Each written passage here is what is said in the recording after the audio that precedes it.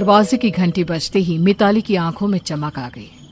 बड़ी ही बेसब्री से उसे इंतजार था, क्योंकि उसे जोरों की भूख लगी थी और उसने ऑनलाइन अपने लिए खाना ऑर्डर किया था।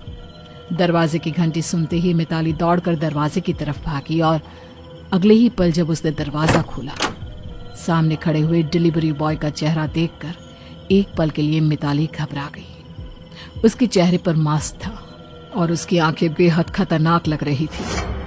भैया कितना पेमेंट हुआ? लेकिन उस डिलीवरी बॉय ने कुछ नहीं कहा, बस आंखें फाड़ फाड़ कर मिताली के चेहरे की तरफ देखता रहा। अगले ही पल उसने एक स्लिप निकालकर मिताली की तरफ बढ़ा दी, जिस पर पेमेंट लिखा हुआ था। मिताली पैसे लेने के लिए घर के अंदर गई और जैसे ही लौटकर वापस आई तो उसने देखा कि वो डिलीवरी बॉय वहां पर था ही नहीं। बड़ा अजीब सा डिलीवरी बॉय है, बिना पैसे लिए ही चला गया और उसकी आंखें भी कितनी अजीब थी। मुझे क्या, मुझे तो मेरा खाना मिल गया। इतना कहकर मिताली घर के अंदर आई और खुश होते हुए उसने खाने का पैकेट खोला, लेकिन अगले ही पल मिताली का घर भयानक चीख पुकारने की आवाजों से गूंजने लगा। मिताली की घबराई हुई आवाज पूरे घर में गूंज रही थी। थोड़ी देर के बाद शहर के दूसरे इलाके में भी ऐसी ही घटना हुई। एक औरत ने अपने बेटे के लिए पिज्जा ऑर्डर किया था और वही डिलीवरी बॉय उसके घर पिज्जा देने के लिए पहुंचा। लेकिन जब उस औरत ने पिज्जा का बॉक्स खोला तो ना केवल उसके होश उड़ गए, बल्कि डर की वजह से उसके पैरों तले जमीन खिसक गई। इसके बाद इस तरह की घटनाएं उस शहर में रोज होने लगी। ये सारी घटनाएं एक ही फूड डिलीवर करने वाली कंपनी से हो रही थी। और फिर अगले दिन शहर के एक सुनसान इलाके में रहने वाली रूपाली ने अपने लिए इसी कंपनी से खाना ऑर्डर किया। रात काफी हो चुकी थी। रूपाली को जोरों की भूख लगी थी। ऑफिस में ज्यादा देर रहने की वजह से वो घर आकर अपने लिए खाना नहीं बना पाई थी और इसी वजह से वो जल्द से जल्द कुछ खाना चाहती थी। कुछ ही देर के बाद रूपाली के दरवाजे की घंटी बजी। लगता है फूड आ गया। रूपाली ने जैसे ही दरवाजा खोला, सामने वही डिलीवरी बॉय खड़ा हुआ था। इस बार भी वो डिलीवरी बॉय बिना पैसे लिए ही चला गया। रूपाली उस बॉक्स को लेकर घर के अंदर आई और उसने जैसे ही उस बॉक्स को खोला, उसकी आंखें हैरानी से फटी की फटी रह गई और एक भयानक चीख निकल गई। उस पैकेट के अंदर खाने की जगह मांस के टुकड़े और खून से लथपथ किसी इंसान के कटे हुए अंग थे। रूपाली को कुछ समझ में नहीं आ रहा था कि आखिर ये हुआ क्या है। रूपाली के घर के आसपास किसी और का घर भी नहीं था। रूपाली अकेली थी और इसीलिए बुरी तरह से डर गई थी। तभी अचानक उसके घर की लाइट चली गई और रूपाली ने जैसे ही दरवाजा खोला तो उसने देखा कि अंधेरे में वही डिलीवरी बॉय उसके ठीक सामने खड़ा था। उसकी आंखें किसी जानवर की आंखों की तरह चमक रही थी। कौन हो तुम? और यहाँ क्या कर रहे हो? और ये क्या मजाक है? मैं तुम्हारे लिए खाना लेकर आया हूँ, खाओगी नहीं? तुम्हें ये खाना खाना ही पड़ेगा, खाना पड़ेगा।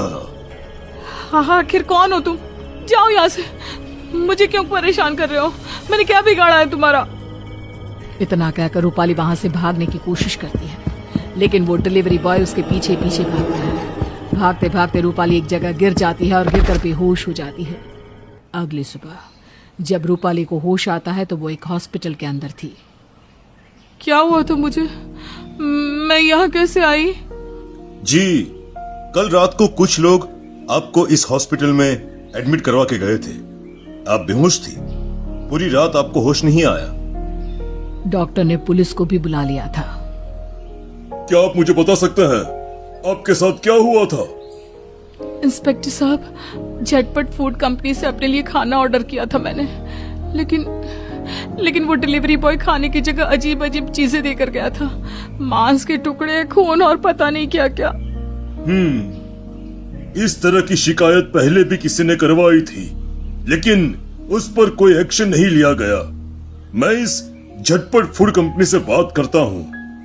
आखिर कौन है ये डिलीवरी बॉय? इंस्पेक्टर उस फूड कंपनी के ऑफिस पहुंचता है। कल रात को रूपाली नाम की लड़की को फूड डिलीवरी करने के लिए कौन गया था? ये एड्रेस है। इस एड्रेस पर आपने अपने कौन से डिलीवरी बॉय को भेजा था? चेक कीजिए और मुझे बताइए। देखिए सर, लगता है आपको कोई गलतफहमी हुई है। अरे इस एड्रेस पे तो हमने फूड डिलीवर किया ही नहीं है। कोई राघव नाम का डिलीवरी बॉय है आपकी कंपनी में। रूपाली नाम की लड़की ने उसके आई कार्ड को देखा था, उस पर यही नाम था। अरे सर, इस नाम का डिलीवरी बॉय हमारी कंपनी में काम करता ही नहीं है। बल्कि अगर सच बताऊं तो ये राघव नाम का फूड डिलीवरी बॉय 2 साल पहले हमारी कंपनी में था। ये आप क्या कह रहे हैं? अगर 2 साल पहले ये आपकी कंपनी में काम करता था तो कल रात को रूपाली को खाना किसने डिलीवर किया? देखिए सर, इस एड्रेस से हमारे पास कोई ऑर्डर नहीं आया और हमारी साइट से कोई फूड डिलीवर भी नहीं हुआ है।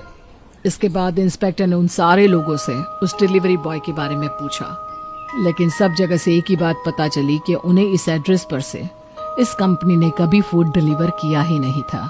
और साथ ही ये भी पता चला कि उस डिलीवरी बॉय की 2 साल पहले मौत हो चुकी थी।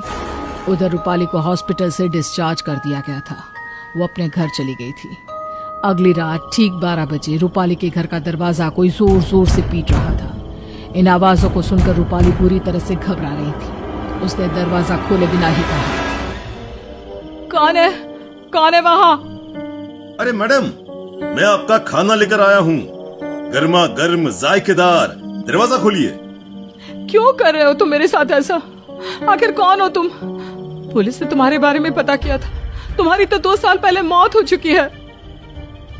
अच्छा हुआ आपको सच पता चल गया। ठीक है मैडम, अब अगर आपको सच पता चल ही गया है तो कम से कम अपना खाना तो ले लीजिए।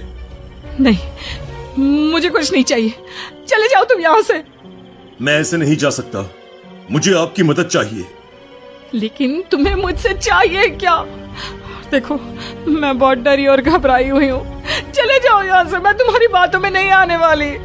प्लीज मैडम, मेरी मदद कर दीजिए, वरना मेरी आत्मा ऐसे ही भटकती रहेगी। Please madam. बड़ी हिम्मत के बाद रूपाली दरवाजा खोलती है और देखती है कि उस डिलीवरी बॉय का चेहरा बुरी तरह से जला हुआ था और उसके शरीर से जगह जगह से खून बह रहा था। ये सब क्या है? और अगर तुम मर गए हो तो मुझे क्यों नजर आ रहे हो? क्योंकि मेरी मौत इसी घर में हुई थी। 2 साल पहले मैं खाना डिलीवरी करने के लिए इसी घर में आया था, लेकिन सिर्फ 5 मिनट की देरी हो जाने पर इस घर में रहने वाले लोगों ने मुझे मार डाला। तुम क्या कह रहे हो? इस घर में तो पहले अमित नाम का एक लड़का रहा करता था। आपने सही कहा। उस रात अमित और उसके दोस्तों ने पार्टी की थी और हमारी फूड कंपनी से फूड डिलीवर किया था। मैं खाना देर से लेकर पहुंचा तो वो लोग मुझसे झगड़ा करने लगे और थोड़ी देर के बाद उन्होंने मेरे साथ मारपीट की। उसी मारपीट के दौरान मेरे सर में चोट लग गई। उन लोगों ने मुझे मरा हुआ समझा और फिर मेरे शरीर पर चाकू से वार करके मेरे टुकड़े टुकड़े करके इसी घर के नीचे दफन कर दिए। मैं तुम्हारी क्या मदद कर सकती हूँ? देखिए, मेरी आत्मा को मुक्ति चाहिए। आप बस मेरी अस्थियां निकाल कर उन्हें मेरे घर वालों तक पहुंचा दीजिए। इसके बाद मैं कभी भी किसी को भी परेशान नहीं करूंगा। अगली सुबह रूपाली इंस्पेक्टर को सारी बात बता देती है। अमित को गिरफ्तार कर लिया जाता है और राघव की आत्मा को मुक्ति मिल जाती है।